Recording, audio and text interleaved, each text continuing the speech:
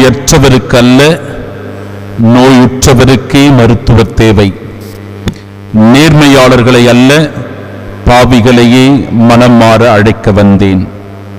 நம் ஆண்டவராகிய இயேசு கிறிஸ்துவின் அன்பும் அருளும் அமைதியும் மகிழ்ச்சியும் உங்கள் அனைவரோடும் என்றும் இருப்பதாக. இயேசுவில் பிரியமுள்ள சகோதர சகோதரிகளே, நாம் வாழ்கிற இந்த உலகத்தில் தேவையில் இருப்போர் எவ்வளவோ பேர் இருக்கிறார்கள். தேவையில் இருக்கிற மக்கள் எவ்வளவோ பேர் இருக்கிறார்கள்.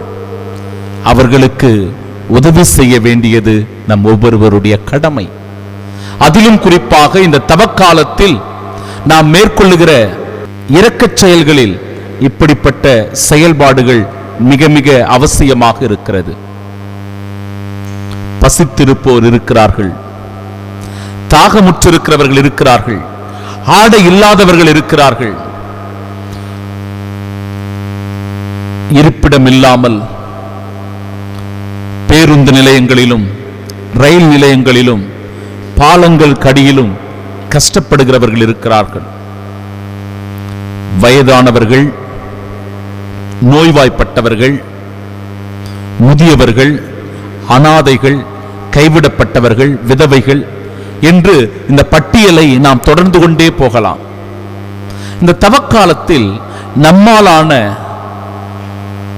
உதவிகளை பிறருக்கு செய்வதற்கு நாம் முன்வர வேண்டும். அதனை வலியுறுத்துகிறது இன்றைய நாளின் இறைவார்த்தை. நோயற்றவருக்கல்ல, நோய் உற்றவருக்கே மருத்துவர் தேவை. நான் செய்கிற உதவி தேவையில் இருக்கிற யாருக்காவது பயனுள்ளதாக அமைகிறதா? கஷ்டப்படுகிற யாருக்காவது பெரும் உதவியாக இருக்கிறதா? சிந்தித்து பார்க்க வேண்டும். சமீபத்தில் ஒரு குடும்பத்தில் திடீரென்று ஒரு இழப்பு. அந்த இழப்பினால் அந்த குடும்பம் மிக பெரும் நெருக்கடிக்கு உள்ளானது, மிக பெரும் ஒரு துயரத்தை சந்தித்தது. ஏனென்றால் அந்த குடும்பம் தன்னுடைய குடும்ப தலைவரை இழக்கின்ற ஒரு நிலை. அதனால் அந்த பிள்ளைகளுடைய வாழ்க்கை கேள்விக்குறியானது, அந்த குடும்பத்தினுடைய எதிர்காலம் கேள்விக்குறியானது. படித்துக் கொண்டிருந்த அந்த பிள்ளைகளுக்கு பெரும் உதவி தேவைப்பட்டது.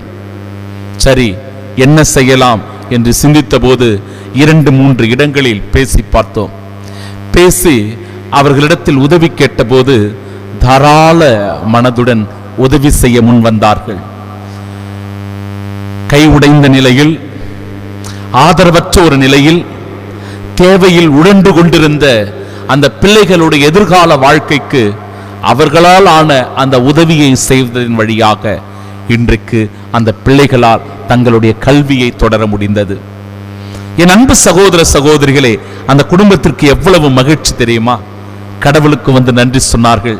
அந்த உதவி செய்த நல்ல உள்ளங்களை நன்றியோடு நினைத்து ஆண்டவர் திருமுன்னிலையில் அவர்களுக்காக செபித்துவிட்டு நன்றி சொல்லிவிட்டு போனார்கள்.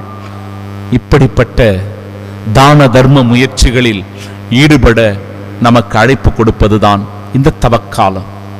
இந்த தவக்காலத்தில் இப்படிப்பட்ட இரக்கச் செயல்களில் நாம் ஒவ்வொருவரும் ஈடுபட வேண்டும். ஏனென்றால் கடவுள் ஏதோ ஒரு விதத்தில் நம்மை ஆசீர்வதித்திருக்கிறார், ஏதோ ஒரு விதத்தில் நம்மை நன்றாக வாழச் செய்திருக்கிறார், நம்முடைய தேவைகளை நிவர்த்தி செய்திருக்கிறார். அப்படி என்றால் நாம் ஒவ்வொருவரும் இன்னொருவருக்கு உதவி செய்வதற்கு கடமைப்பட்டிருக்கிறோம் என்பதை உணர வேண்டும். இறைவார்த்தை சொல்லுகிறபடி பாவிகளையே மனம் மாற நான் அழைக்க வந்தேன் என்கிறார் இறைவன். ஆண்டவர் இயேசு இந்த உலகத்திலே வாழ்ந்தபோது எப்பேற்பட்ட மக்களை தேடிச் சென்றார் என்பதை நீங்கள் நன்றாக அறிவீர்கள். பார்வையற்றவர்களுக்கு பார்வை கொடுத்தார். உடல் ஊனமுற்றவர்களுடைய வாழ்க்கையை சீர்தூக்கி பார்த்து அவர்களுக்கு புது வாழ்வு கொடுத்தார். இரத்த போக்கினால் வருந்திய பெண்ணுக்கு புது வாழ்வு தந்தார். முடக்குவாதமுற்றவரை எழுந்து நடக்கச் செய்தார். தொழுநோயாளிகளை குணப்படுத்தினார். காய்ச்சலாய் படுத்து கிடந்தவரை எழுப்பினார்.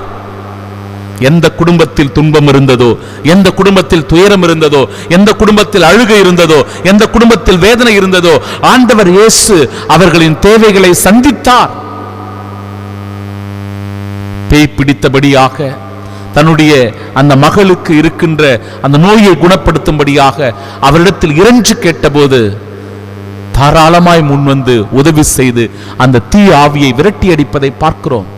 அப்படி என்றால் தேவையில் இருக்கின்ற ஒவ்வொருவருக்கும் உதவி செய்வது நம் கடமை என்பதை ஆண்டவர் இயேசு கிறிஸ்துவனுடைய வாழ்க்கையும் அவருடைய செயல்பாடுகளும் நமக்கு குறிப்பிட்டு காட்டுகிறது.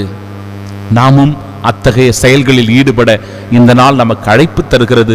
என் அன்பு சகோதர சகோதரிகளே, முதல் வாசகத்திலும் பசித்திருப்போருக்காக உன்னையே கையளித்து வறியோரின் தேவையை நிறைவு செய்வாயானால் இருள் நடுவே உன் ஒளி உதிக்கும் என்று சொல்லப்படுகிறது.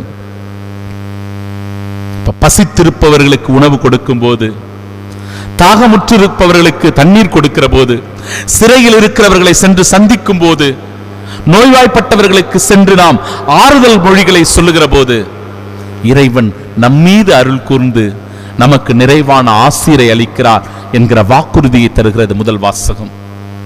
இதுதான் உண்மையான நோன்பு, இதுதான் நாம் ஜெபிக்கிற ஜெபம், இதுதான் நாம் செய்கிற தான தர்மங்கள். இதன் வழியாகத்தான் நாமும் நம்முடைய தலைமுறையும் நம்முடைய குடும்பமும் நல்ல ஆசீரோடு வாழ்வதற்கான ஒரு அடிப்படை ஆசீர்வாதத்தை சொல்லித் தருகிறது இன்றைய நாளினுடைய முதல் வாசகம், இறைவார்த்தை பகுதிகள். எனவே இவற்றை மனதில் கொண்டு ஒருவர் மற்றவருக்கு உதவி செய்ய முன்வருவோம், இரக்கச் செயல்களில் ஈடுபடுவோம். அதன் வழியாக இந்த தவக்காலத்தை அர்த்தமுள்ள விதத்தில் கடைபிடித்து ஆண்டவருடைய ஆசீரோடு சாட்சியாய் வாழ்வோம். ஆமீன்.